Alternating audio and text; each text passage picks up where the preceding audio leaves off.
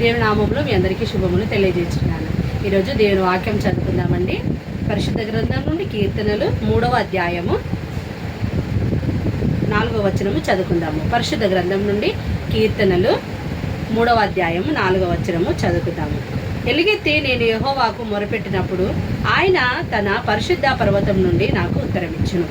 మన పరిశుద్ధమైన వాక్యం ఏం సెలవిస్తుందనంటే, ఎలుగెత్తి నేను యెహోవాకు మొరపెట్టినప్పుడు ఆయన తన పర్వతం నుండి నాకు ఉత్తరం ఇచ్చింది. మరి చూడండి, దేవుడు మనకు ఒక్కొక్కరికి ఒక్కొక్క తలాంతు ఇస్తూ ఉంటాడు. కొంతమందికి పాటలు పాడే తలాంతు, కొంతమందికి మరి వాద్యాలు వాయించే తలాంతు, కొంతమందికి ప్రసంగం చేసే తలాంతు, ఒక్కొక్కరికి ఒక్కొక్క తలాంతు ఇచ్చినాడు దేవుడు. అయితే ఆ రీతిగా ఇచ్చినప్పుడు మనం ఏం చేస్తున్నామంటే అది ఉపయోగించుకోవాలి. ఉపయోగించుకోకుండా మరి మనము దాచిపెడితే అది మరి మురుగు పట్టిపోతుందని దేవుని పరిశుద్ధమైన వాక్యం సెలవిస్తూ ఉంది. మరి చూడండి, మనము దేవుడు మనకి ఇచ్చిన తలాంతును ఉపయోగించకపోయినట్లయితే మన జీవితాల్లో కూడా నష్టాలు జరుగుతాయని దేవుని వాక్యం సెలవిస్తూ ఉంది.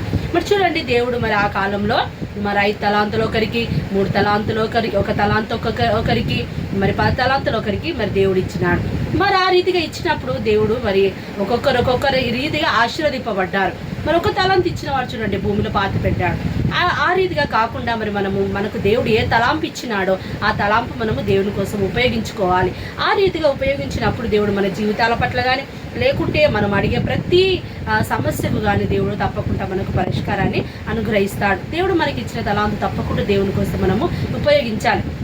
దేవునికి ఒక్కొక్కసారి చూడండి, చక్కగా ఒక్కొక్కరికి పాటలు పాడే తలాంతు ఇస్తాడు. మనం ఎలుగెత్తి దేవుని స్తుతించాలి, ఎలుగెత్తి మనము దేవుని ఆరాధించాలి. మనకు దేవుడు నోరిచ్చినాడు, మనకు ప్రతి ఒక్క అవయవం దేవుడు ఇచ్చినాడు.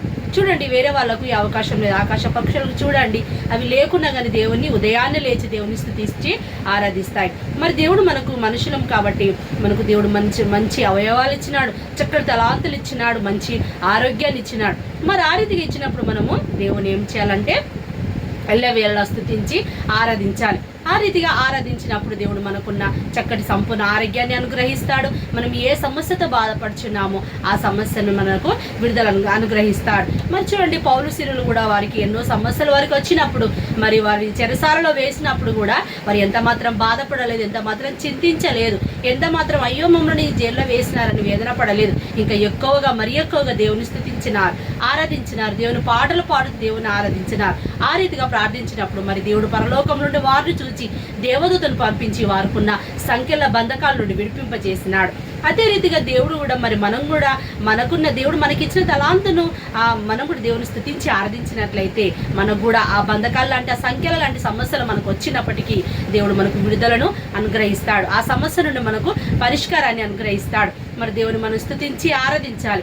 దేవుడు ఇచ్చిన మనకి చక్కటి జీవితాన్ని మనం ముగించేంత వరకు దేవుని స్తుతించి ఆరాధించినట్లయితే మన జీవితాల్లో కానీ, మన పిల్లల పట్ల కానీ, మన కుటుంబంలో పట్ల కానీ దేవుడు తప్పకుండా మనకు సంతోషాన్ని, పరలోక ఆనందాన్ని అనుగ్రహిస్తా అంటున్నాడు. చూడండి, ఆకాశపు వాకిట్లు విప్పి పటజాలంత విస్తారమైన దీవులను మీపై కుమ్మరిస్తా అంటున్నాడు. అంతకంటే గొప్ప మాట ఇంకా వేరేది ఏమైనా ఉంటుందండి? ఉండదు కదా. ఆ రీతిగా ఉన్నప్పుడు మరి దేవుని మనము స్తుతించి ఎలుగెత్తి దేవుని స్తుతించి ఆరాధించాలి. దేవుడి వాక్యం ఆత్మ నిమిత్తమై దీవించునుగాక. ఆమేన్.